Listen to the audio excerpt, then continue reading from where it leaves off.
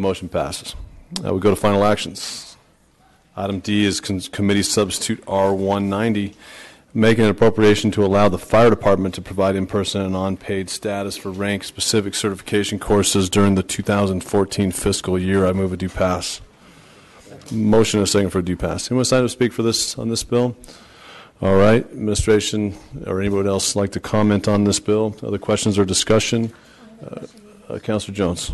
Thank you. I have a question of the administration, or perhaps Chief Breen would like to come down.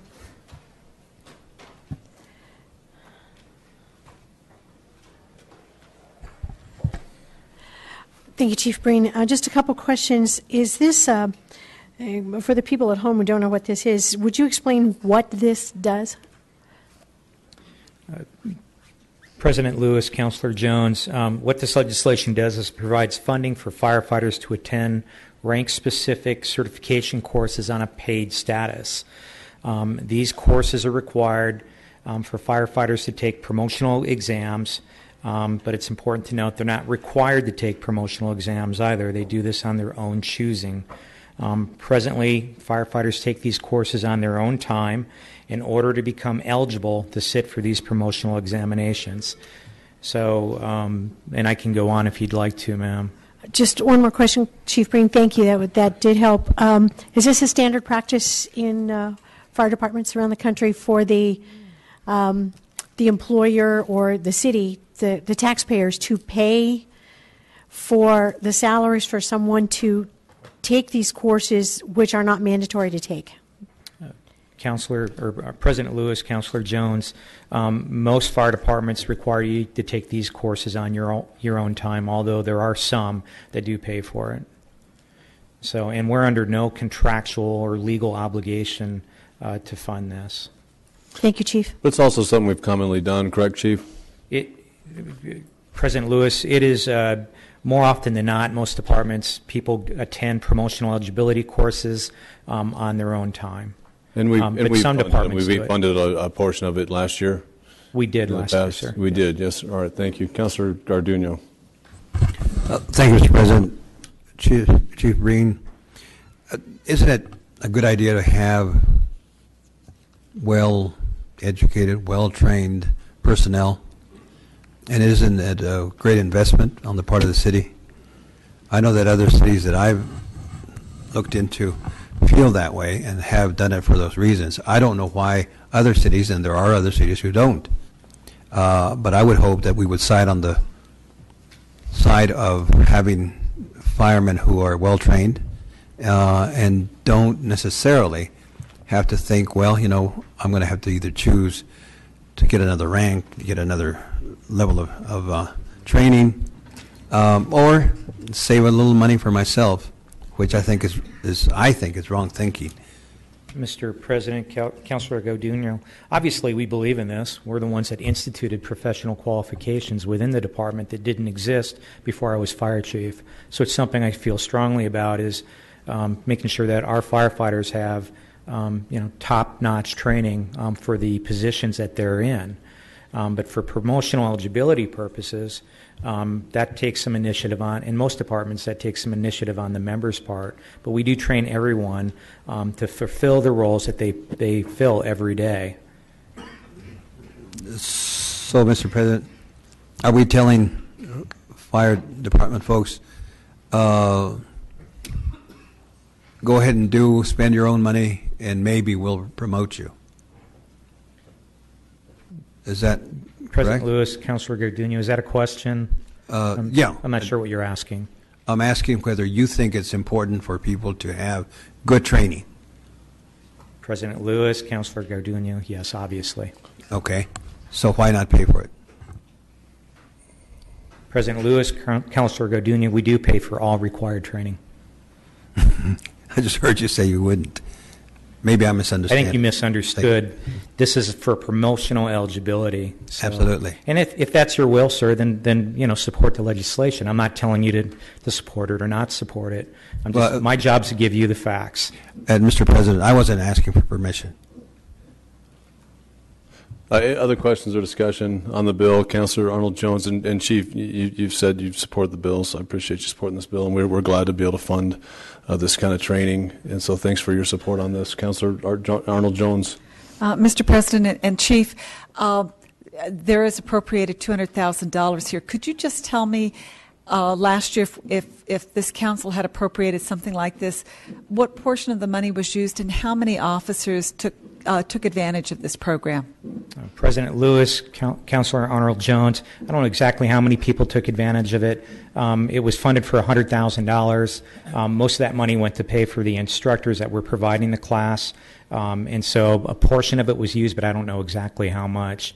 There are some concerns with the legislation since you brought up the costs, and that is it has an effective date of July 1st of 2013. The labor union has already approached me. If this legislation passes, how we're going to compensate members that have already attended classes up to this point. So it's going to present some problems with the way that it's currently written. They brought this to my attention last week. Stephanie, is that going to present some problems as the way it was written? Is that your understanding that this money could be used in that way? President Lewis, I'm not sure that we researched that problem, but I would assume that there would be some way to compensate those employees in a retroactive manner. And certainly that it could be used, which I think was pretty obvious. Councilor Arnold Jones. Would it be more prudent to amend this legislation? I am not sure how we enact something when the effective date has already passed. How do we do that? No, I think it's been very clear. I think certainly our financial analysts have made it very clear that this money can be used for those purposes and be used retroactively.